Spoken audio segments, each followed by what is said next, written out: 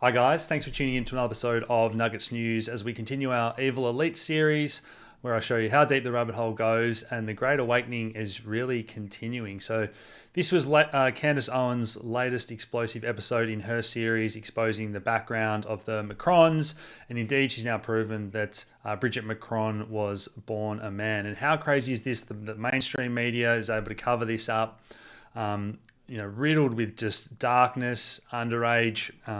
Emmanuel Macron was underage at the time that Bridget started grooming her, transgenderism, which is something I've spoken about, and all this blackmail and leverage that goes on by our leaders that's really finally having some light shed on it. And it's crazy that this story isn't getting mainstream headlines and on the front of every newspaper. The president of a well-known country, married to a cross-dressing man who was his groomer, and how many other of our elected officials in the Western world are groomed for office and then handled or blackmailed or become part of the club, as we know, and the evidence is just coming out everywhere now. And it's interesting to note that Candace Owens was recently not allowed into Australia. She's appealed that decision, and the case is going straight to the full Supreme Court with a full bench hearing it. So this is one that I'm really looking forward to keeping an eye on. And we know that other freedom fighters and truth speakers are banned from coming to Australia and other parts of Europe, which is just insane when you think about it. The Australian government obviously has deep ties with donations to the Clinton Foundation. There's going to be plenty more coming out about this country and the corruption that's been going on as well. And here we see Elon Musk's dad dropping bombshells about the Clintons' body count, which I've covered in previous episodes, and how many people have died around the Clintons, with mysterious circumstances that were trying to expose the truth or whistleblow. So another big story that's been coming out lately is Elon Musk has another child to Ashley Sinclair, who has ties to an Israeli security firm, and what seems to be coming out more and more is this blackmail and leverage. Now, those of you that know the background of the Bill Clinton, Monica Lewinsky scandal know that she was also an asset of Mossad. Benjamin Netanyahu used those tapes to blackmail the Clintons as well back in the day. I just want to put this in here as well with the ties to Australia with Epstein and Ghislaine Maxwell. This is a sketch from Madeleine McCann's female abductor. If you've seen some of these other sketches as well, that ties the Podestas, a possible link there as well. Crazy stuff. Just how many dots people are able to connect these days to prove that these things are very real.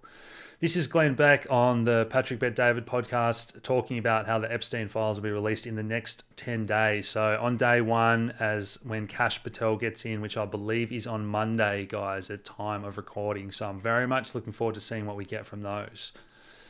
This is a good episode by Redacted, talking about some of this USAID funding and stuff we've seen being exposed and how they funded $800 million to Guatemala in terms of this child trafficking issue that keeps coming to the surface. Hundreds of thousands of children missing just in the US alone this year. And why is all this money going to these places where all of a sudden these children go missing? Now, Ryan Matter has been doing some great work and documentaries on all of this. And why is it that Jill Biden's Save the Children Foundations has links to this child trafficking network? And then we have all these celebrities that went to visit there that are all on the Epstein list and on the flight logs and that type of thing. None of this is a coincidence. And 75% of these kids are still missing today. This was another WikiLeaks talking about the Obama's involvement, which I've covered in the past as well. Hopefully we get more about this, but this email did show Barack Obama ordering a 5-year-old boy to the White House. So this follows the emails where he was ordering $65,000 worth of pizza and hot dogs to the White House as well, all part of that Pizzagate scandal. Here we have Elon Musk's father talking about Michelle Obama being a man. I've covered this before in previous episodes. Just like we see here, I know it's hard for people to believe, but this stuff is very real. And legitimate big accounts are giving this plenty of exposure and it's getting out there. And don't forget, Joan Rivers was very vocal about this, and then she died within 2 weeks of making that statement as well. Tom Hanks has been another one that the spotlight's been on recently. Elon's retweeted a tweet here calling out Tom Hanks as a pedo who's obviously involved in all of this. Jennifer Garner was also in these emails with WikiLeaks stuff as well. And here she's left fans really scratching their heads reading a book about a secret pizza party to children as well. Here we have on October 8th, BBC reported police in Guatemala raided 5 regions. Officers of the British aid agency Save the Children, as I just mentioned before. So she's got ties to all this as well. This is a Zelensky-tied official exposing this Hollywood adrenochrome ring, as I've spoken about before. If you're not familiar with that, do your own research. And this is another whistleblower who was killed this week, caught on camera, and we have very big, legitimate accounts and ex-politicians talking about this. It's very real, guys. This is no longer a conspiracy. In terms of the USAID, all the money that we've been flooding to Israel and Ukraine over the last 2 years, just think about this in comparison to what it would cost to end homelessness. And we're going to get to some numbers in Australia as well, but it's just insane how much the US has been wasting in funding wars and whatever. As I've said before, because our elites are all part of this evil agenda, and they don't actually want peace and everybody to be healthy and happy. That's not their aim at all. It's all by design, the destruction of the system that we're now witnessing all around us. So a dark day to be an American. Trump has given the approval for these 2,000-pound bombs to be shipped to Israel. And a lot of this doesn't really add up, because we have good people like Ron Paul who's been coming out against this and talking about the dangers of why has Trump decided to take over Gaza and push out the Palestinian people and so on. So just like we see Trump pushing some of the mRNA stuff while RFK is very much against it, there's a lot of things where I'm waiting to see which way that falls, because the people in his very cabinet are against certain things that he seems to be pro at the moment. This is a good graphic showing just how many tons of bombs Israel has dropped on Gaza just since October 7th, compared to some of the world wars and some of the massacres that we saw back then. So really interesting stat. And remember that all these bombs that have been dropped since October 7th, because of the Hamas attack, we now have former Israeli defense minister coming out and admitting that they used the Hannibal Directive to kill their own civilians on October 7th. And the very fact that people are asking questions about why is a region that's the most heavily guarded, surveilled, motion sensors and all this type of thing, how did they get through those defenses of Israel to carry out this attack? And there's a lot of questions around how that is even possible for it to happen, and that has now led the way for them to say they have the right to self-defense, and they've since just dropped all those thousands of tons of bombs in that graphic I just showed you. And the ceasefire's over, and that's all continuing. So General Flynn, another one, it's good to see him coming out and stating that every member of Congress should reveal whether or not they have an AIPAC handler, which is, as I've said, Israel is the biggest donator to all these different politicians. I think it's 99% of the US Congress get this, all this money from Israel. And it seems that it really is that influence on US politics, and all Western politics has got completely out of hand, and people are starting to say something really doesn't add up here. This week we got the confirmation that indeed US Senator Mark Warner admitted that part of that TikTok ban that I spoke about in previous episodes was because people were exposing what's really going on in Gaza, and Free Palestine, I think, had become the top hashtag on TikTok at the time. And then, sure enough, it was Israel that forced Congress to act on that as well. This is another story that we saw in the US where a Jewish man saw another two Jewish men driving down the road, thought they were Palestinians, and unloaded 17 rounds into the car. Then when the two victims were in hospital recovering, they posted on social media saying that it was Arabs that had done this. So both sides actually thought the other were Arabs or Palestinians, but they were all in fact Jewish. And this is just insane. And we've seen similar things happen in Australia recently, which I'll get to in just a second. But this is all part of the Great Awakening, where everyday Aussies and different podcasts are starting to wake up to the fact that all these hate laws around anti-Semitism are just put in place for the benefit of Israel, that you can't question them, where there's a lot of things that need to be questioned. We've got a story this week that exercising in public is now anti-Semitic. We had a group of guys, I think even their partners and their wives were there doing a boxing class. They weren't wearing any symbols that are illegal or anything like that. Weren't doing anything wrong. And, it's just crazy to me what has happened in Australia in the last few months. Got completely out of control. This was another setup that was exposed, where we saw a man with an Israeli hat go into a cafe, basically try and cause a situation. We then had the Daily Mail follow them in just by chance, hoping to capture it all on film, hoping to say that they'd caught an anti-Semitic attack, whereas really it was all a setup. The cafe owners caught them red-handed, called it out, and now it's gone viral. And this is kind of the playbook that a lot of the time it's the people themselves that are stoking the flames and then playing the victim card to try and get more rules and these laws pushed by government. Not only are these anti-hate speech laws apparently not enough, Victoria is now proposing anti-vilification amendments. So, they want you to put you in jail if it can be deemed that you've ridiculed another person or group. Once again, I've just got no idea what is happening to this country. A home invasion and you're out on bail, but if you hurt someone's feelings, you can go to prison for 7 years now in Australia. All the stuff I've been warning about that's been happening in the UK and whatever is now happening right here. Here we see a pregnant woman in Australia being arrested for posting something on social media about the Labor and Liberal government. They're also trying to rush through that digital health ID through the Senate. Thankfully, we do have some people trying to push back and call this out. And it really seems to be that groundswell, the Great Awakening. I've been talking about this pushback against the hate speech laws, the digital ID, free speech, all this stuff that's just complete nonsense that's being pushed by our leaders that I believe are all either compromised or being paid to push the agenda or whatever. None of them are actually doing what they think's right. And you can see it on their faces. Just craziness. Here we have some of the waste in the Australian budget. So USAID and all that waste has been in the headlines, but a lot of people wouldn't realise that Australia is giving away nearly $5 billion in the next 12 months.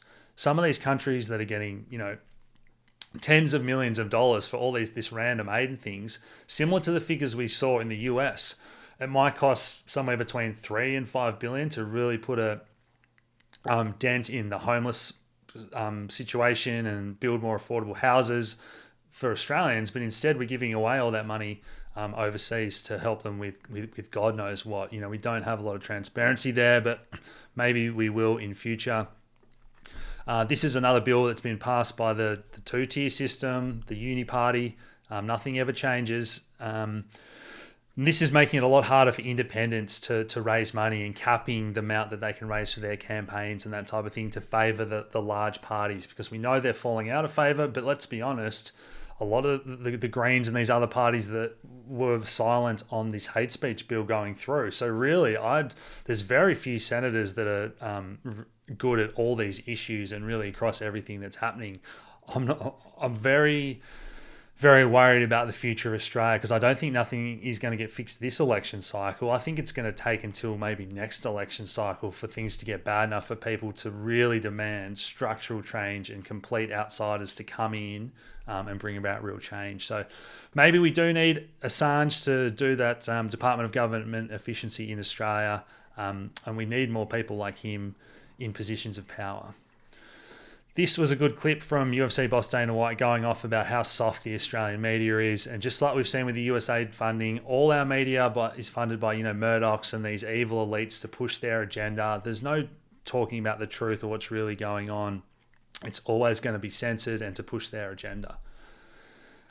Here we have JD Vance talking about insulting someone's not a crime. All this stuff has been going on across Europe and the US, but Trump now with these tariffs is starting to put a bit of pressure back on other countries to bring back free speech. So interesting to watch how that plays out, particularly with Australia possibly suffering from those tariffs as well, while we're pushing all these hate speech and free speech laws. This is interesting from Ireland, where we now have Irishmen patrolling the streets of Dublin. We've seen so many of these European countries that have been flooded with migrants become so unsafe, and the crime rates have absolutely skyrocketed. So now we have the citizens themselves having to keep their own people and citizens safe on the streets. Positive news here with Ukraine not joining NATO. Look, the war seems to be dying down on that front in Ukraine, because I think it's, the funding and the ramping up and the focus has been so much on Gaza and with Israel as well. But it does hopefully seem like we're getting closer towards some form of peace in Ukraine. Meanwhile, with the US looking like they're going to be pulling out of Ukraine, here we have Keir Starmer talking about how he's going to be ready to send British troops over there. And I'm not really sure what type of young men these days want to go and die for our leaders that are all, pathetic and weak and pushing this evil agenda and taking away our freedoms? Who's going to want to go and fight at war and die for these things that they don't believe in, and for these people that they don't believe in as well? This is an English kid here just talking about how the focus in schools is now learning about Islam and Muhammad. And when people move to a country, they should embrace that culture and want to learn about that culture. And if they don't like that culture and country, they shouldn't move there. And sure, everyone should treat each other with kindness and respect, but it's just insane that we're now prioritizing these other places and becoming minorities in our own country. As I said in last week's episode, where can we feel safe versus these other countries where people aren't allowed in, and you're allowed to have your culture? People should have their own culture, history, and so on. All right, so let's get into some health stuff here. RFK Jr. Continues to push plenty of positives here, talking about banning the purchase of junk food with food stamps, just common sense stuff. This is another list of things that he's going to focus on. Hopefully most of you are fully aware of all this stuff being bad, and you've cut a lot of it out of your life as much as possible to become as healthy as possible. But this was an interesting one with the antidepressants, which I'll get to in just a second. But this was the official report out of the US government this week, admitting that COVID was man-made. And this is really shocking. The Australian Bureau of Statistics is now no longer reporting the excess death figures, which spiked at the time of the vaccine rollout, and they were plateaued throughout 2020 when the supposedly deadliest strains of, Wuhan strain, Delta, Omicron, we didn't see a spike in excess deaths, as I've showed that chart plenty of times before, until the rollout of the vax. And now, sure enough, we are seeing the Australian Bureau of Statistics no longer reporting that data.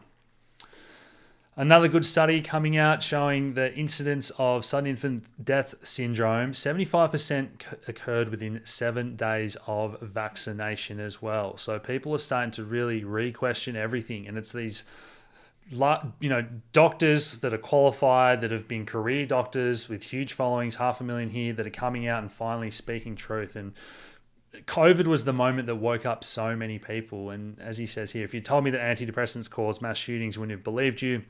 But we're now starting to see the studies to prove there is definitely a link. And this is something when I did my pharmacy degree that shocked me, that antidepressants, one of the things that you should be told about by your doctor and pharmacist and counseled on, is that the first month, they'll often take 4 to 6 weeks to kick in and start working. And during that first month or so, you can actually feel a lot worse and have these suicidal thoughts and suicidal ideations of doing destructive behaviors and psychotic behaviors like this.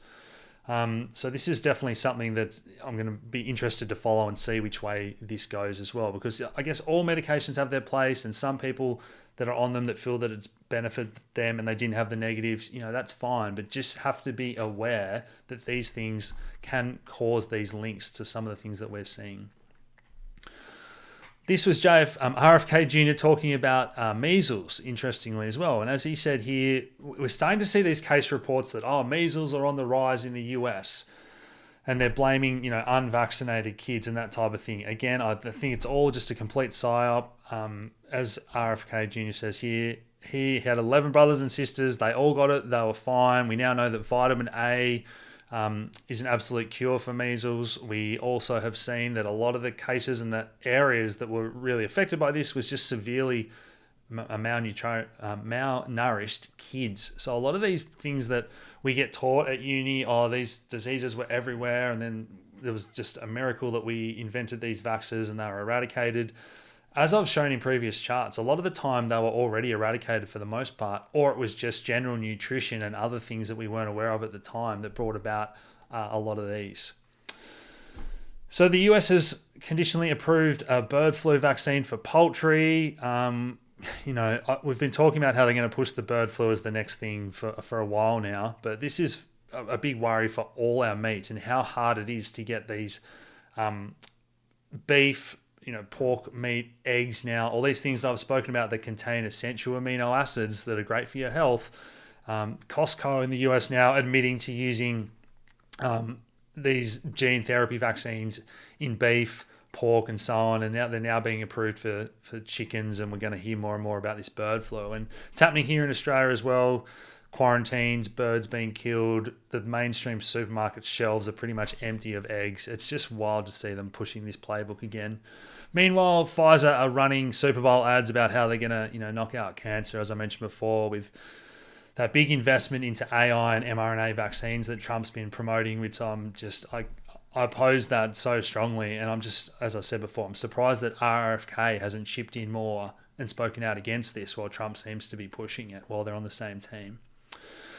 Once again, Keir Starmer in the UK talking about how he's taken an HIV test and would encourage others to do so. So why is this? Well, most of you by now should know Dr. Peter McCulloch. He's been talking about the number of studies we're now seeing that are reporting false positives, and there's concerns that the form of immunodeficiency is after the jab. And this is probably the real reason, and they want to create a lot of fear in the public because these tests just like the COVID swabs and tests and PCR tests, the amount of actual false positives, they're not diagnostic tools whatsoever. It was all just a big fear campaign. All right, another conspiracy theory that has become proven fact now. So this is weather modification. So the Florida has passed the bill in a 6-3 vote to end weather modification. We've also seen Iowa this week hearing the bill to ban chemtrails and geoengineering. This is some very interesting stuff in the US government archives here, talking about the permission they have to spray biological agents and what it can be defined as, bacteria, viruses and pathogens and so on, that they're actually allowed legally to spray on populations. And a few weeks ago, I covered that mysterious fog that's been across the US and other places, and people have been collecting samples of it and getting it tested and found that it has been carrying bacteria, parasites, and people have been getting sick from this type of thing. So this is all, once again, very real. You can research this yourself, guys, have a look, but this sort of stuff is being sprayed. And since the USAID program, a lot of those planes that have been spraying this have been stopped, and some places have been reporting the skies are clearer, farmers reporting less metals on their soils and plants and so on. But some aspects of this have gone to private funding and private planes to do this. And there's been some good clips of influencers actually getting on board these planes and videoing it all happening in real time. So again, a very real phenomenon. Another big news this week was the US possibly auditing Fort Knox for the first time in something like 40 or 50 years. Since the 70s, I think, was the last audit. Now, we've heard a lot of rumors about how much gold the US has been flying back to their vaults from London and other places as well. Interestingly enough, the Reserve Bank of Australia confirmed the existence of fake gold bars that have been held at the Bank of England. So how long is a true audit going to take to look at serial numbers and look at densities? We know some of these bars in the past have been filled with tungsten and other metals. So I'm not even sure, if you can truly verify that. Does this bode well for Bitcoin and a Bitcoin strategic reserve if all that gets messy? Look, I still think gold and silver have their place. But we're clearly seeing a flight to safety, particularly from high net worth individuals. Look at these searches for Swiss bank account, offshore bank account, wiring money, all starting to peak recently. We've also seen a lot of these properties from people in US politics that were probably getting dirty money from USAID. The number of home listings has absolutely exploded in Washington, D.C. So people are trying to cash out and maybe get out of the city or get out of the US if they're worried that they're in the firing line as all this stuff continues to come out. You can't make this stuff up, guys. A blind man was put in charge of overseeing, project of government oversight. So, truth continues to be stranger than fiction. A couple of interesting tidbits to finish with. So this is the water-based engine. So if you've been a conspiracy theorist for many years like myself, you'll know Stanley Meyer invented that car before he met an untimely end a while ago. Billy Carson and others have been on Rogan and other big podcasts in recent times talking about how a lot of this suppressed free energy technology, which again, you can look up the patents on a lot of this stuff. It's in the US law that the government can take this off you if it's a threat to national security or the economy. So again, it looks like a lot of this stuff is going to come back out. Even hearing rumors about health, sound and vibration-based technologies to heal. So I think we're heading, hopefully, into a golden age if the truth continues to come out and the Great Awakening continues. But one of the most important things that I want people to understand is what we need to avoid with this AI biosurveillance state that they're pushing on us and trying to roll out, particularly with Elon Musk and Neuralink. But this was a tweet and an Ethereum transaction that caught the attention of people, where someone spent millions of dollars to embed a message about a Chinese-grade Neuralink. So you can have a look at this here. He also donated $5 million. So why would someone spend $6 million and waste that to get a message out if it wasn't true? But basically, this was a Chinese hedge fund investment company being accused of using, Neuralink-style chips and brain weapons to start to influence their employees and so on. So there's a new mode of crime in which victims gradually deprived of their desires until they become a slave to the digital machine. Then 2 days later, he spent another 70 ETH distributing this message. As a brain-computer interface and mind-reading technology advances, a new crime is emerging where even wild animals can be turned into digital slaves. The CEOs of this investment company, and he's named them there, use these brain-computer weapons to persecute all company employees. So yeah, we know Neuralink is real. We know there's lots of trying to tinker with, different energy weapons and technologies and all this stuff that's been coming to the surface lately. So I don't know how much truth there is to this, but it's very interesting that someone would spend $6 million to get this message out there. And it's another one to keep your eye on. So guys, I hope you've enjoyed this. Please share these videos around and get others awake. Hit that like button, subscribe if you haven't already, share these videos around, and I'll talk to you again soon. Cheers.